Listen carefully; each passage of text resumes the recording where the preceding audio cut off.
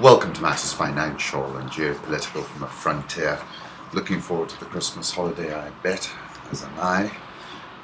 Our plans are still fluid, but we'll probably head down to the coast, at least I hope so.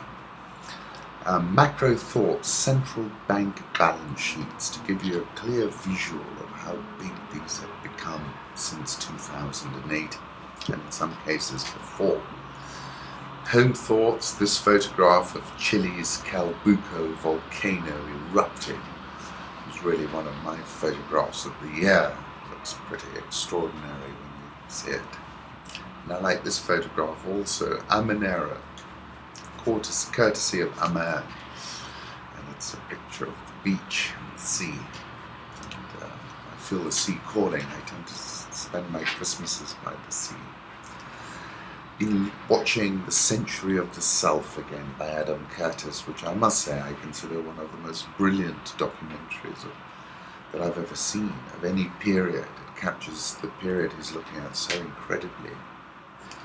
And of course, it's a lot about Edward Bernays and the power of propaganda. And one of Bernays' most famous comments was this: the conscious and intelligent manipulation of the organized habits and opinions of the masses is an important element in democratic society. Those who manipulate this unseen mechanism of society constitute an invincible government, which is the true ruling power of our country.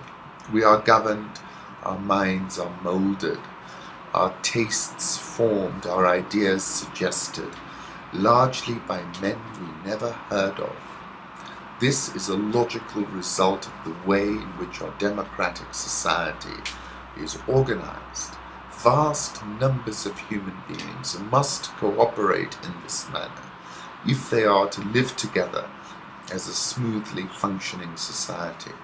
In almost every act of our daily lives, whether in the sphere of politics or business, in our social conduct or our ethical thinking, we are dominated by the relatively small number of persons who understand the mental processes and social patterns of the masses.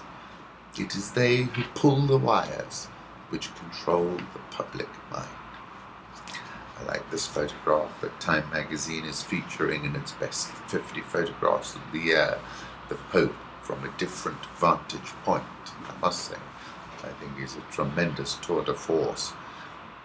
Political reflections. When I look at the region and my country, I regret it all. Death everywhere and extremism blooming and killing beautiful souls. And that was said by Faida Hamdi. Faida Hamdi was the council inspector who 5 years ago today confiscated the vegetable stall of a street vendor in her dusty town in central Tunisia and sparked the Tunisian revolution. The documentary I'm talking about is called The Century of the Self. It's by Adam Curtis, and it's really a remarkable piece of work. President Putin yesterday held his annual press conference, and it was very interesting to listen in on. He says that the Russian economic crisis has peaked. Peak of the economic crisis is past amidst signs of stabilization in business activity in the second quarter. Government sees GDP growing by 0.7% next year, and it won't rush to alter the budget. He supported the central bank as well. I'm not so sure about that the peak of the economic crisis is past, and I've spoken about this several times. I think the oil price denouement is still in front of Russia. I've written about this when I said if the 21st century oil warfare specialist President Barack Obama takes the oil price down to $20, President Nicolas Maduro will be toast in the blink of an eye. While I don't think Vladimir Putin will be toast because the population is more resilient, I think it would place him under breaking point pressure. And I did say previously that Vladimir, the geopolitical Grand Master, and he has proven himself to be exactly that, did not see the oil warfare specialist Obama coming. Putin is a geopolitical Grand Master, but was placed under intolerable pressure by the price of oil and the oil warfare specialist. But what I said then, which was in October, is that external pressure can actually create a situation where the people rally behind their leaders, and I think this is what's happened. And he is genuinely a very strong and charismatic leader, I think. And if you look at his actions, they're very much in the national interest, very undiluted national interest in many respects. Body language between Obama and Putin worthy of study, but at one point it was really visceral in Obama's dislike of Putin. But we saw something else the previous meeting that they had. Then I was referring to his entry into Syria. He said at Unga, I cannot help asking those who caused the situation, do you realize now what you've done? Russia instructed the US to vacate Syrian airspace, not via direct call, but via delivering a letter to the US Embassy in Baghdad. I was saying then you could hear the squealing start from Ankara to Riyadh as their assets were caught in the ground and in the crossfire, in Putin's crossfire.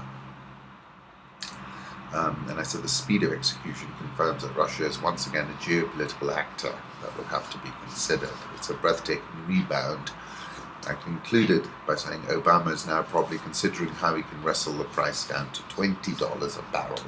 It's now at 36. I'll put up a photograph of Putin speaking at his annual press conference in Moscow.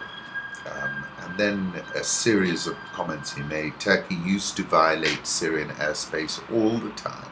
Let them try and fly there now, he said. He said the S-14 deployment in Syria, let Turkey's aviation fly now. Very earthy. You'll remember he was made very famous when he said he was going to kill the terrorists on the toilet, rub them out or something. He says this about Turkey. Did someone in Turkey's government want to lick the US in a certain spot? On Assad, we will not let anyone impose anything. Russia's stance on Syria not changed. Syria will decide their own fate. We are not going to be more Syrians than Syrians themselves. There was nothing along the lines of last year's extraordinary metaphor comparing Russia to a bear in the forest, with the West trying to tear out its teeth and claws until it became a mere stuffed toy. And it was interesting that subsequently a bunch of reports came out. One was on Reuters saying, foreign diplomats think that he's prepared to let Assad go. And I was thinking to myself, he's able to sort of go over the top now. Those reports would have carried much more import if we were not able to check them against what he actually said and look at what was tweeted in real time. The de facto no-fly zone over Syria is now decided by Moscow, not Washington, and much less Ankara. In the first half of 2016, we should be contemplating a situation where the S-400s will be targeting and covering the whole Turkish-Syrian border. This will be the moment when Turkish President Recep Tayyip Erdogan will completely lose his marbles. Russia's air cover for the SAA advances and soon Syrian Kurd YPG advances is methodically,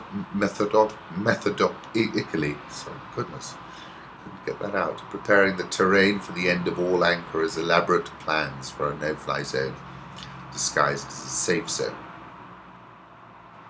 Team Obama always neglected Erdogan's love affair with Jabhat al-Nusra, aka Al-Qaeda in Syria, as Ankara allowed their jihad express through the Turkish-Syrian border. Team Obama always neglected ISIL, Daesh's stolen Syrian oil express, flowing by a huge, easily satellite-detectable fleet of truck tankers. And that's a fact.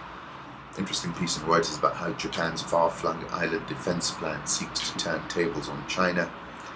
and saying Japan is fortifying its far-flung island chain in the East China Sea under an evolving strategy that aims to turn the tables on China's navy and keep it from ever dominating the Western Pacific Ocean. I think India and Japan underpin the pivot's ocean-based strategy of containment of China. Put up a photograph of Japanese vessels as seen from Genkojima Island north of Fukuoka. 5 years after Gaza flotilla raid, Israel and Turkey reach understandings on ending crisis. This is Haaretz. Israel and Turkey have reached an understanding on the outlines of a reconciliation agreement that will put an end to the long crisis in relations between the two countries. That crisis was about the Mavi Marmara, and what it tells me is that Erdogan is no slouch. The overnight US dollar London interbank offered rate, known as LIBOR, fixed at the highest in more than 6 years on Thursday. Highest since March 31st, 2009. It's up from 0.1315% a week earlier and 0.0852% at the end of last year. It fixed at 0.3614%. Currency markets, the euro is at 108.35, dollar index 98.87, Japanese yen strengthening now 121.76, Swissy 0.9939, the pound 149.19, Aussie at 0.7153, India rupee 66.465, South Korean won 11.8485, Rial 387.74, Egyptian pound 783.21, and the rand back above 15.209. Let me put up a 3-month chart of the dollar index, and I think it targets 110. And you factor in the carry on top of that, so you're getting a more than 10% return in dollars, I think. Probably around a 13 or 14, which I think is perfectly respectable, isn't it? Euro dollar 108.35. I think we might have a double bottom. We went down to 104.87 a while back, and then we came back ahead of that decision, Draghi's decision. We saw it rally sharply, but that was from around 105.25, and I think that area is signaling a double bottom. Olga tweeted, Canada dollar tumbles to a fresh 11-year low. Have a look at this chart. My target was 140, and right now we're at 139.08. Gold 1055.85. I think it's teetering on the precipice and set to dive below $1,000. Crude oil lost at $36.10. I think we're going to see a 20 handle. Holger again, economic malaise in one chart. Argentina peso has lost more than 90% since depegging from the dollar in 2001. It destroys people's savings when that kind of thing happens. Sub-Saharan Africa, Afrobarometer data on what Africans consider most important problems. Have a look at it, it's quite interesting. Unemployment is very high up there. Niger government foils coup attempt. President says on TV, Niger's government has foiled an attempted coup and arrested people who planned to use aerial firepower to seize control. Issoufou was elected in 2011, 1 year after a coup. Political tension is high. Political risk has gone up several notches pretty much across the continent. Magufulification is the name of the game. This is our neighboring president, Magufuli. His central message is that it is time to rise from those long wilted laurels and tackle the issues of today. Has he not also cut through the dense undergrowth of excuse-making for Africa's failures, the diversion of blame to a host of external actors and factors, by simply rolling up his sleeves and getting on with it? He's made a huge impact. Millionaire Gupta family is seen as symbol of Zuma's failing rule. They are the chieftains of patronage. They get extraordinary privileges from the president. Zuma is controlled by the Guptas. Once you have a weak institution like the ANC and a government that is institutionally captured, you only have to win control over a few individuals like Jacob Zuma, and you control everything. That's a fact. And we've seen that happen. $20 million in DRC Congo, President Kabila's father, and diamond concessions. It happens regularly. It was actually the subject of what I was speaking about in Afrex, in fact, when I was talking about the return. South African all share minus 0.13% year to date, but up 3.37% since December the 14th. Dollar Rand back above 15. It's a sell below 15. Egyptian EGX 30 bounced 2.79% yesterday, but remains down 25.28%. Nigerian all shares still at 36-month lows, down 22% and change this year. Ghana Stock Exchange down 12.93% year to date. Angola's CPI rises to 13.29% in November. We're seeing inflation spike across the continent as currency weakness starts to feed through. Ethiopian security forces kill up to 50 people in a crackdown on peaceful protests. Human rights groups say an attempted land grab by the federal government has seen violence flare in the Oromo region, with up to 50 protesters killed by security forces so far this month.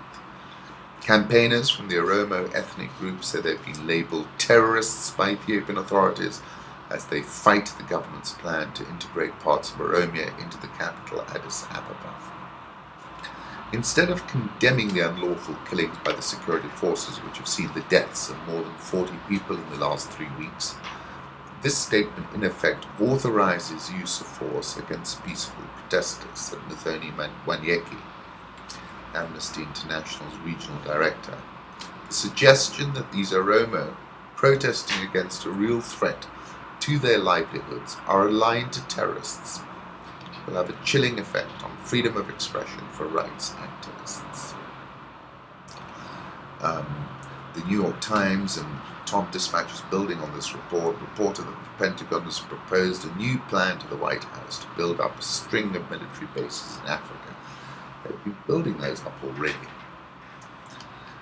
We are ready to help Kenya expand and modernize the oil refinery in Mombasa because we have the technical ability. This is the Iranian Minister of Industry, Mines and Trade, Mohammed Nematadze, who was in Nairobi. That's an interesting entry point they might take up. Sasini Tea and Coffee reported full year earnings per share surged 4,130%. Revenue was up marginally 0.854%. But the big surge was because I think of land sales, and there was a significant contribution to this improvement arose from restructuring of non-performing assets. The sale of part of the land in 2 of the subsidiary companies was completed. The successful disposal of these assets in the second half yielded considerable contribution to the bottom line. Massive surge, EPS 4 shillings and 23 cents versus just 10 cents previously. So real estate sales fuel that gain, but there's plenty more of that to come, I think. Kenya shilling at 102.405 last time I took a look, and it's been seriously Teflon of late. The Nairobi All share is down 10.79% so far this year. The NSE 20 closed above 4,000 since December the 16th, and closed marginally lower yesterday. Once again, I wish you a super weekend, and if you're taking a break, a great break. And if you're not, see you next week.